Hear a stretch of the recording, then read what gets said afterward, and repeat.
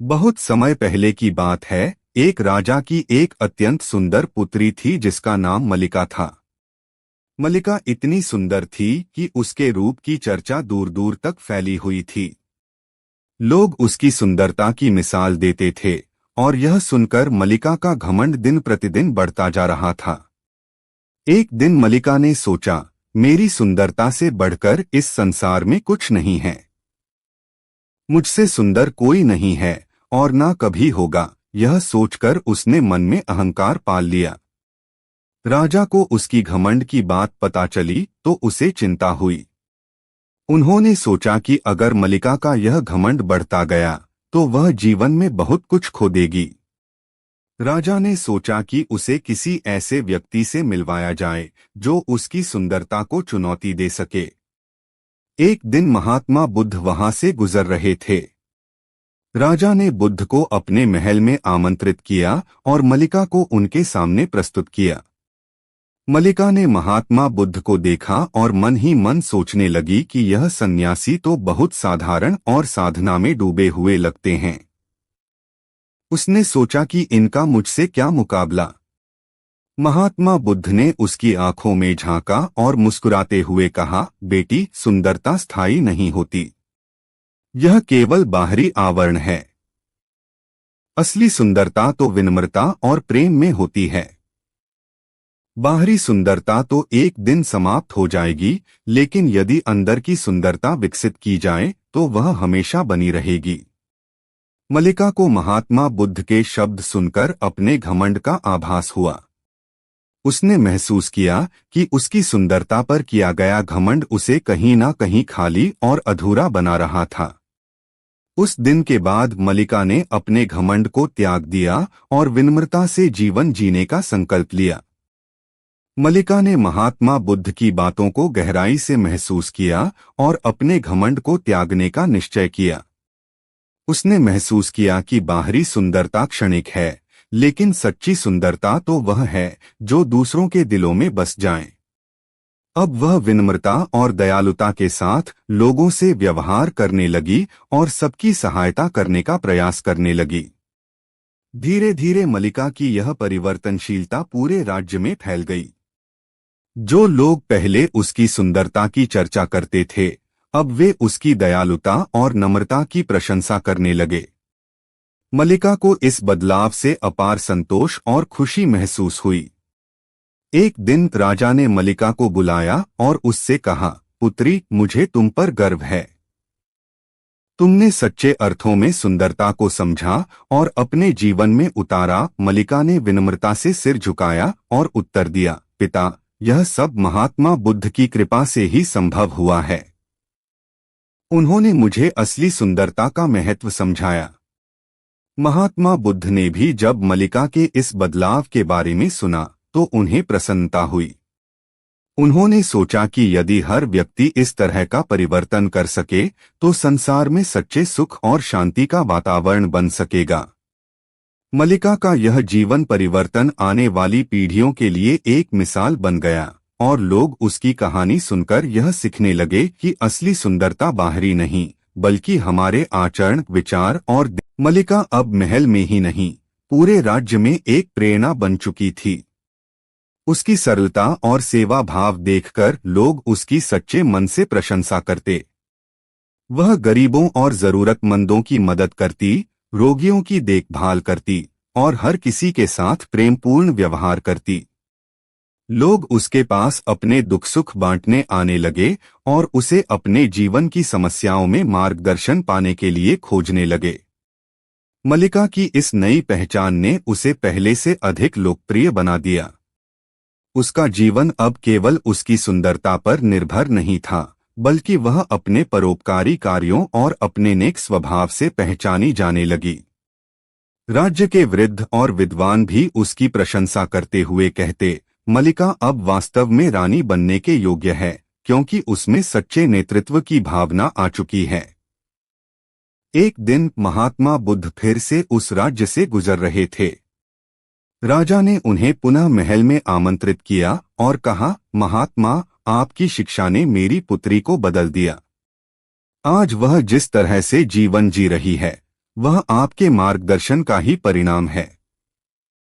मैं आपको अपनी कृतज्ञता व्यक्त करना चाहता हूँ।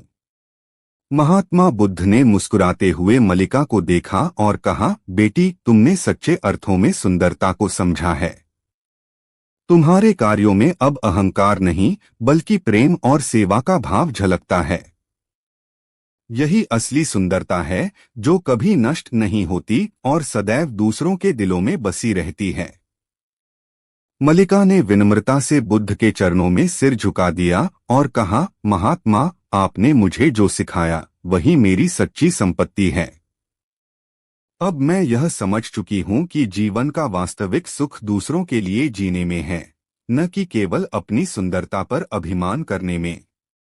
महात्मा बुद्ध ने आशीर्वाद देते हुए कहा, याद रखना बेटी, जीवन में सच्ची सुंदरता और महानता वही है जो दूसरों को भी प्रकाश दे। जैसे दीपक अपने प्रकाश से सबके जीवन को रोशन करता है, वैसे ही तुम भी सबके जीवन में रोशनी बनो। इस प्रकार मलिका ने अपने जीवन का उद्देश्य दूसरों की सेवा और सहायता में ढूंढ लिया।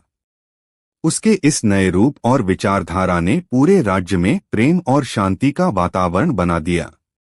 उसकी कहानी सदियों तक एक प्रेरणा बनी रही, जो सिखाती है कि असली सुंदरता बाहरी नहीं, बल्कि हमारे दिल में होती है, सेवा, विनम्रता और प्रेम में। मलिका ने बुद्ध के आशीर्वाद को अपने जीवन का मार्गदर्शक बना लिया और अपने राज्य की प्रजा के कल्याण के लिए अपने कार्यों को और अधिक समर्पण से करने लगी। अब वह केवल एक राजकुमारी नहीं, बल्कि एक सच्ची सेविका के रूप में जानी जाने लगी। वह अक्सर भेष बदलकर गांवों में जाती और लोगों की समस्याएं सुनती। कोई गरीब व्यक्ति यदि बीमार होता तो वह उसके इलाज की व्यवस्था करती, किसी किसान की फसल बर्बाद हो जाती तो उसे आर्थिक मदद देती, किसी अनाथ बच्चे को अपने संरक्षण में ले लेती। लोग अब न केवल उसकी सुंदरता की, बल्कि उसके सेवा भाव की भी मिसाल देने लगे। मलिका के इस व्यवहार से राज्य में सुख शांति का माहौल बनने लगा। जहां पहले लोग केवल राजा से डरते थे, अब वे मलिका से प्रेम करने लगे। उनके दिलों में उसके प्रति आदर और श्रद्धा बढ़ती गई। लोग कहते, मलिका केवल रूपवान ही नहीं, बल्कि उसकी आत्मा भी सुंदर है। एक दिन राजा ने मलिका को अपने पास बुलाया और कहा, पुत्री, तुम्हारे इस परिवर्तन से मुझे गर्व महसूस होता है। तुमने सच्चे नेतृत्व का अर्थ समझा और अपने राज्य के प्रति अपने कर्तव्यों को पूरी निष्ठा से निभाया। मैं चाहता हूं कि तुम भविष्य में इस राज्य की रानी बनो। मलिका ने विनम्रता से कहा, पिताजी, रानी बनने का स्वप्न मेरा नहीं है। मेरा उद्देश्य तो अपने लोगों की सेवा करना है। यदि रानी बनने से मैं यह कार्य अधिक अच्छे से कर सकूंगी, तो मैं इस उत्तरदायित्व को स्वीकार करूंगी। लेकिन मेरे लिए पद नहीं, बल्कि लोगों की भलाई ही सर्वोपरि है।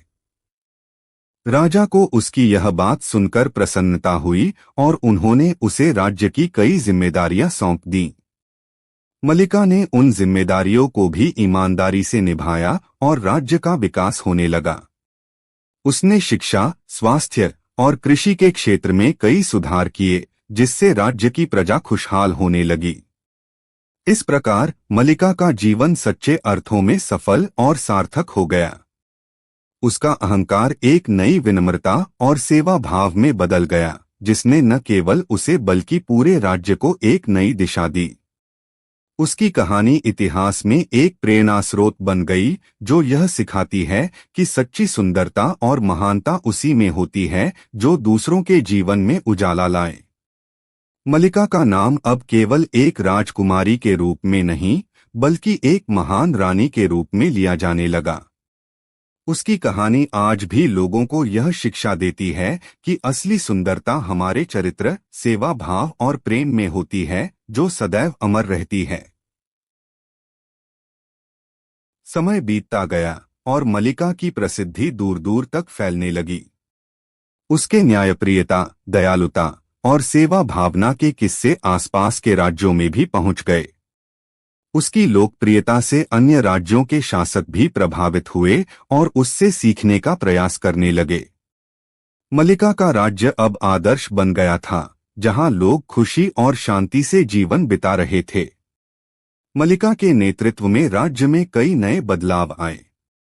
उसने महिलाओं की शिक्षा को बढ़ावा दिया, जिससे राज्य की महिलाओं में आत्मनिर्भरता और आत्मसम्मान की भावना जागी। इसके अलावा उसने राज्य में अस्पतालों और विद्यालयों की स्थापना की ताकि हर व्यक्ति को स्वास्थ्य और शिक्षा का अधिकार मिल सके। लोगों में एक नई जागरूकता आई और राज्य की प्रगति के लिए सबने मिलकर काम करना शुरू किया। एक दिन पड़ोसी राज्य के राजा ने मलिका के राज्य पर आक्रमण करने की योजना बनाई, क्योंकि वह उसके राज्य की बढ़ती समृद्धि और शांति से ईर्ष्या करने लगा था। जैसे ही यह समाचार मलिका तक पहुंचा, उसने बिना घबराए शांति और धैर्य से स्थिति का सामना करने का निश्चय किया। उसने अपने राज्य की रक्षा के लिए सैनिकों को तैयार किया, लेकिन साथ ही उसने यह संदेश भी भिजवाया कि युद्ध किसी समस्या का समाधान नहीं है और यदि कोई विवाद है तो वे उसे बातचीत से सुलझा सकते हैं। मलिका की इस समझदारी और शांति की भावना से प्रभावित होकर पड़ोसी राज्य के राजा ने अपनी सेना को रोक दिया और मलिका से मिलने का आग्रह किया।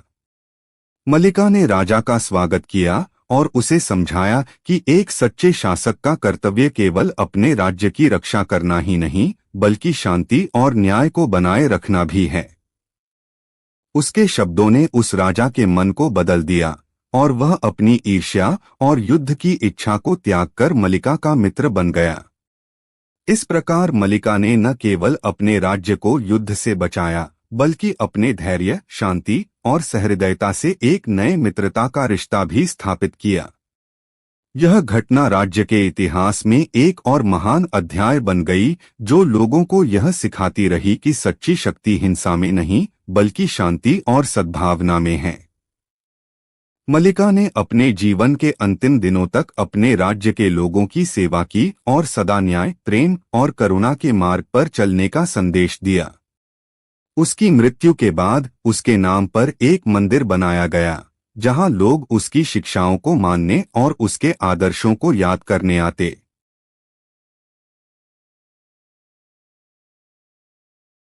मलिका की मृत्यु के बाद भी उसके आदर्श और उसकी शिक्षाएं राज्य के हर व्यक्ति के दिल में बसी रहीं।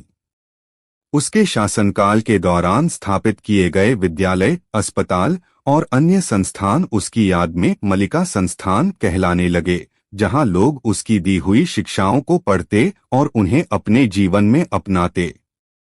हर साल मलिका की पुण्यतिथि पर पूरे राज्य में उत्सव मनाया जाता था। उस दिन लोग गरीबों और जरूरतमंदों की सहायता करते, भोजन और कपड़े दान करते और सेवा भाव को अपने जीवन में अपनाने का संकल्प लेते। मलिका का जीवन एक प्रेरणा बन गया था, जिसने लोगों को यह समझाया कि एक सच्चा राजा या रानी वही होता है जो अपने पद को सेवा का माध्यम बनाए, न कि अपने अहंकार या शक्ति का प्रदर्शन करने का। मलिका की शिक्षा के कारण राज्य में शिक्षा का स्तर ऊंचा हो गया था और उसके द्वारा बनाए गए नियमों के चलते राज्य में किसी भी प्रकार के भेदभाव को समाप्त कर दिया गया था। लोग आपस में भाईचारे और सौहार्द से रहते थे। एक दिन एक यात्री उस राज्य से होकर गुजरा। उसने देखा कि राज्य के हर घर में सुख शांति का वातावरण है, लोग एक दूसरे की मदद करते हैं, बच्चों को अच्छी शिक्षा मिल रही है और हर किसी के चेहरे पर संतोष की झलक है। यात्री ने एक वृद्ध से पूछा, इस राज्य में ऐसा सौहार्द और समृद्धि का वातावरण कैसे है? वृद्ध ने मुस्कुराते हुए जवाब दिया, यह सब हमारी प्रिय रानी मलिका की वजह से है। उनके समय में उन्होंने हमें सिखाया कि असली सुंदरता और महानता अपने मन की शुद्धता, सेवा भाव और प्रेम में होती है। उन्होंने हमें अहंकार से दूर रहकर दूसरों की भलाई में अपने जीवन का उद्देश्य ढूंढना सिखाया। उनकी शिक्षाओं ने हमारे राज्य को यह स्वरूप दिया है। यात्री ने मलिका की कहानी सुनकर उसकी महानता को नमन किया। उसने मन ही मन सोचा कि ऐसे शासकों के आदर्श पूरे संसार में फैलने चाहिए ताकि हर जगह शांति और सुख का वातावरण हो सके। मलिका की यह कहानी धीरे धीरे और भी कई राज्यों में फैलने लगी। आसपास के राज्य भी उसकी शिक्षाओं और उसके राज्य की व्यवस्था को अपने यहाँ अपनाने लगे। कई शासकों ने मलिका के जीवन से प्रेरणा लेकर अपने राज्यों में सुधार किए और अपनी प्रजा के लिए कल्याणकारी योजनाएं बनाईं। मलिका का नाम इतिहास में एक महान रानी के रूप में दर्ज हो गया। उसकी कहानी सिखाती है कि असली शक्ति बाहरी आडंबर और घमंड में नहीं, बल्कि सरलता, करुणा और सेवा भाव में होती है। लोग उसकी कहानी सुनते, उससे प्रेरणा लेते और अपनी जीवन में इस सच्चाई को अपनाने का प्रयास करते कि असली सुंदरता वही है जो सबके दिलों में बस। समय बीतता गया और मलिका की शिक्षा और आदर्शों का प्रभाव केवल उसके राज्य में ही नहीं, बल्कि दूरदराज के अन्य राज्यों और समाजों पर भी दिखने लगा।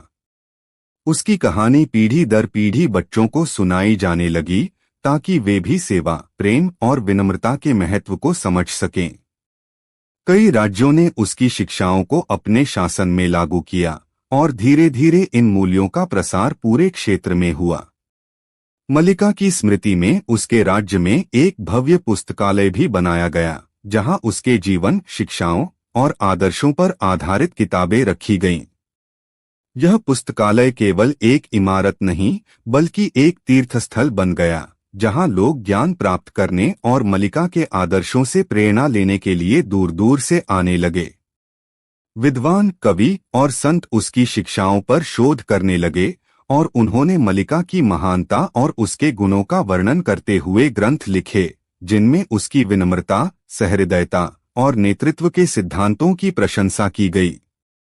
मलिका के राज्य में अब हर साल उसका जन्मदिन मलिका दिवस के रूप में मनाया जाता था। उस दिन राज्य में बड़े उत्सव और परेड का आयोजन होता और मलिका की आदमकद प्रतिमा को फूलों से सजाया जाता। लोग मंदिर और पुस्तकालय में जाकर उसकी शिक्षाओं का पाठ करते और उसके आदर्शों को याद करते। लोग उस दिन गरीबों को भोजन, वस्त्र और अन्य जरूरत की वस्तुएं दान करते, बच्चों को शिक्षा के महत्व का संदेश देते और युवाओं को सेवा भावना के साथ जीवन जीने की प्रेरणा देते। मलिका की स्मृति में उसके राज्य में कई समाज सुधार की योजनाएं चलाई गईं। उसके द्वारा स्थापित किए गए अस्पताल, स्कूल और समाज सेवा संस्थान मलिका की प्रेरणा के स्रोत बने रहे।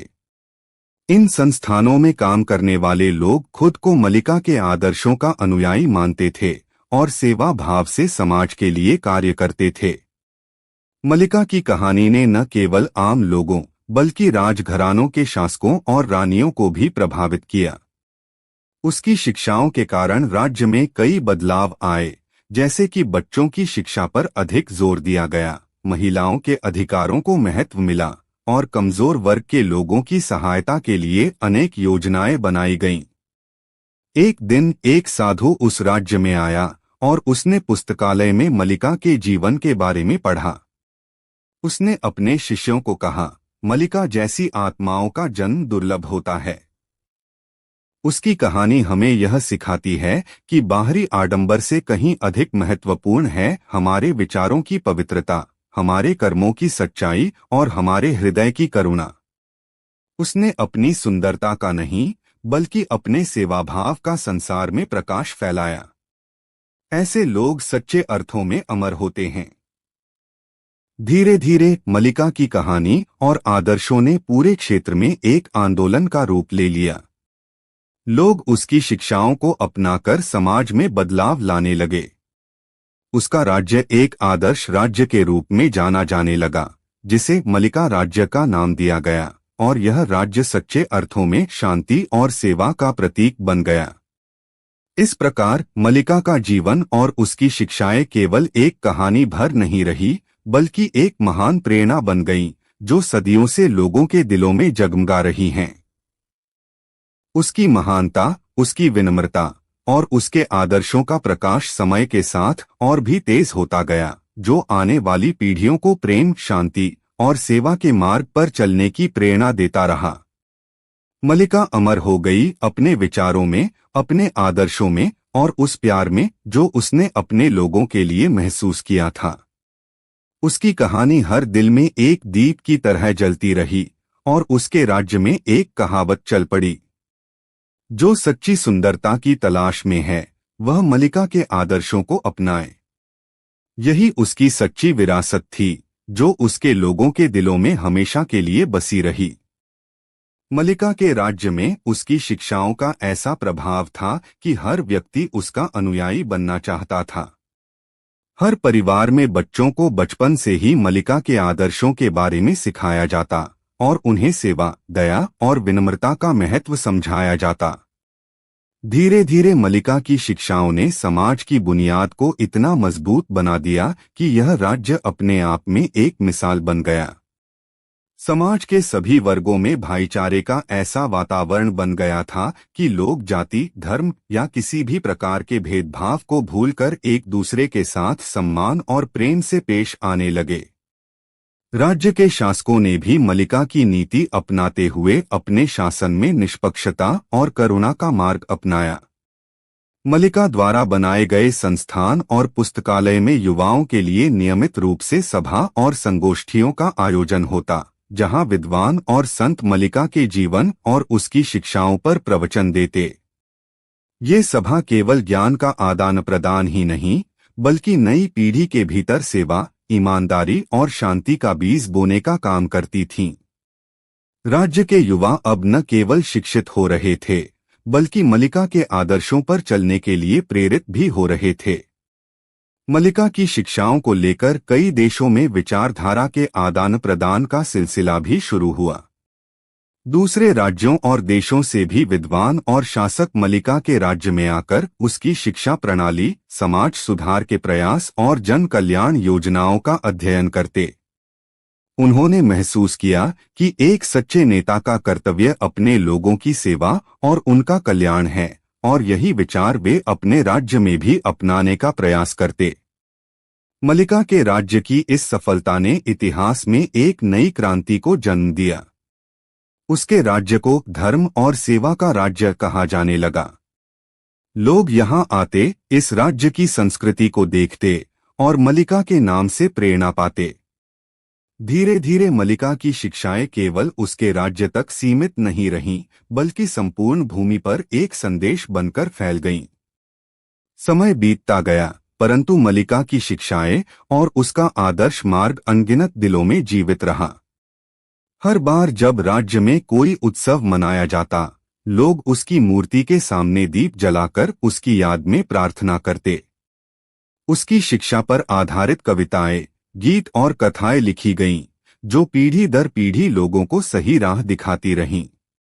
कहते हैं कि मलिका के इस राज्य में एक पुरानी कहावत बन गई थी, सच्ची सुंदरता आंखों से नहीं, हृदय की करुणा और सेवा से पहचानी जाती है। इस कहावत के साथ मलिका का नाम इतिहास में अमर हो गया। उसके जीवन की कहानी ने लोगों को यह विश्वास दिलाया कि प्रेम, करुणा और शांति ही किसी समाज की असली बुनियाद हैं।